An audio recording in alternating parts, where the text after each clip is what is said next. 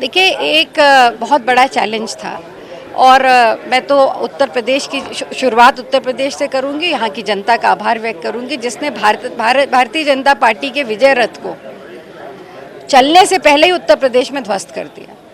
आज जिस तरह से स्टंप हुई है भारतीय जनता पार्टी, उसमें उत्तर प्रदेश की सजग जनता का बहुत बड़ा योगदान था। उसके साथ साथ जो गठबंधन की स्ट्रैटेजी थी, हमारे राष्ट्रीय अध्यक्ष खड़गे जी, आदरणीय राहुल जी, प्रियंका जी, सोनिया जी और उसके साथ साथ गठबंधन के जो हमारे साथी थे अखिलेश यादव जी, इन लोगों ने मिल करके जिस तरह से पूरी इस चुनाव की स्ट्रैटेजी बनाई, लड़े, तो वो कहीं ना कहीं उत्तर प्रदेश की जनता को, जो हमारे मुद्दे थे, उन सारे मुद्दों को लेके जो हम ज़मीन पे उतरे थे, तो उन जनता ने हम पे भरोसा किया, विश्वास किया और उसी का परिणाम है आज ये जीत उत्तर प्रदेश की जनता के नाम।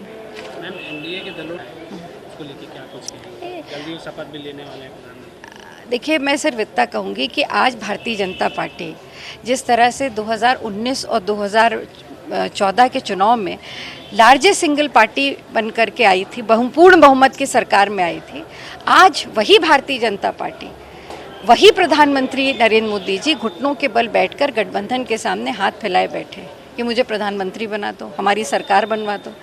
फ़र्क कितना है? आज वो जो भी निर्णय लेंगे आगे भी, और सरकार बनाने की कि में कौन मंत्रिमंडल किसको मिलेगा, क्या होगा, ये अकेले अब नरेंद्र मोदी जी नहीं तय करेंगे, ये गठबंधन बैठ के तय करेगा। तो कहीं ना कहीं उनकी कार्यशैली में, उनके उस पर विराम लग गया है। अब देखिए, अभी से लेकर के शपथ ग्रहण तक और शपथ ग्रहण के बाद सरकार चलाने तक राजनीति में बहुत सारी चीज़ें होती हैं, संभव होती हैं, बहुत कुछ बदलाव आते हैं। कब किसका दिल कहाँ बदल जाए कोई नहीं जानता।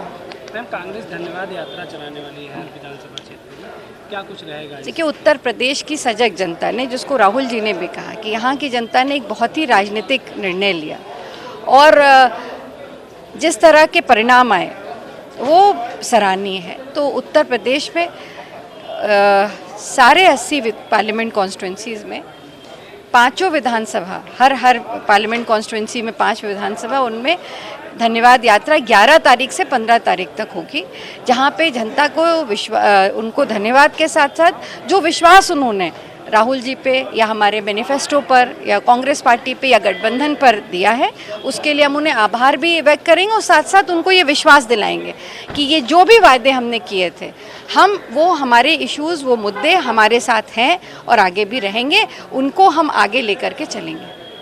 मैम, बीजेपी का कहना है कि विपक्ष ने अफवाह फैलाई कि भाजपा अगर आई तो आरक्षण खत्म कर देगी और संविधान खत्म कर देगी।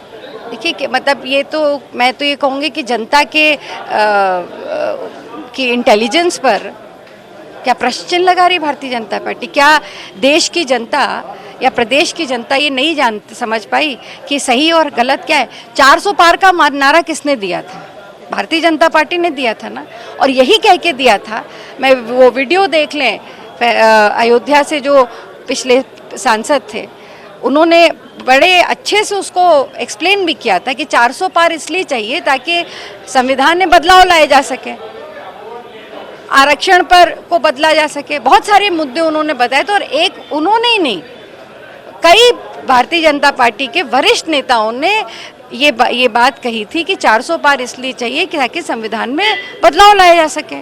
तो ये तो उन्होंने ही कहा था, तो ये तो अपनी गेंद पे सेल्फ बोल्ड हो गए। और उत्तर प्रदेश की जनता खास करके और देश की जनता राजनीतिक रूप से बहुत सजग है, वो इनके झांसे में नहीं पड़ पाई। बाद में प्रधानमंत्री जी और सारे सब सफाई देते रहे इस पर तीर कमान से निकल चुका था और उनकी मंशा जनता के बीच में आ चुकी थी। जनता ने इनके नियत को समझ लिया और उसी के अनुरूप परिणाम आए।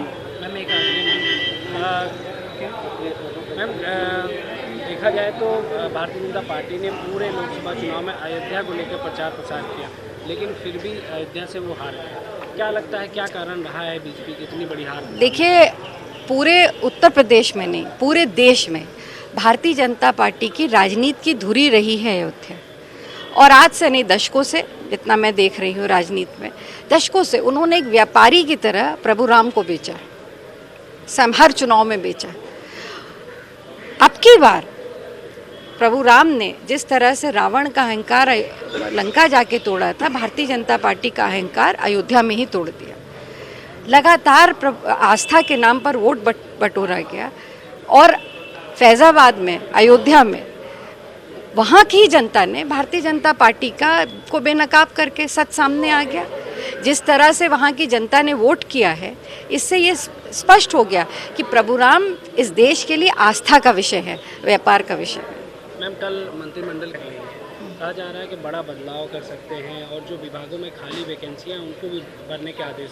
देखिए, वो मुख्यमंत्री हैं प्रदेश के, ये उनका नैतिक अधिकार है कि वो बदलाव करे, पर एक चीज़ पर विचार जरूर करना चाहिए कि भारतीय जनता पार्टी की जहाँ पर 70-75 के आंकड़े दिए जा रहे थे सीटों की, इस पर भी विचार होना चाहिए कि आखिर वो क्या वजह थी कि भारतीय जनता पार्टी आधे पर आकर के सिमट गई, आधे से भी कम पे सिमट चुकी है।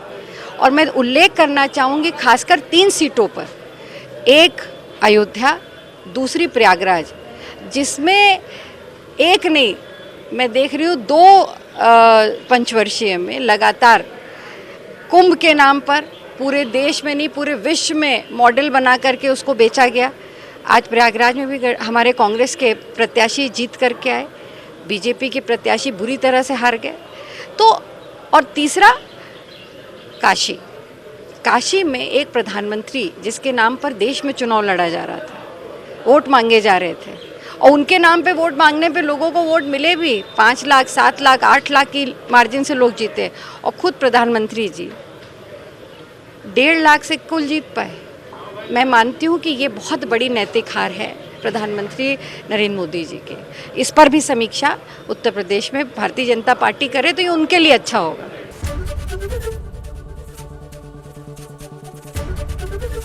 एबीपी गंगा, खबर आपकी, जुबान आपकी।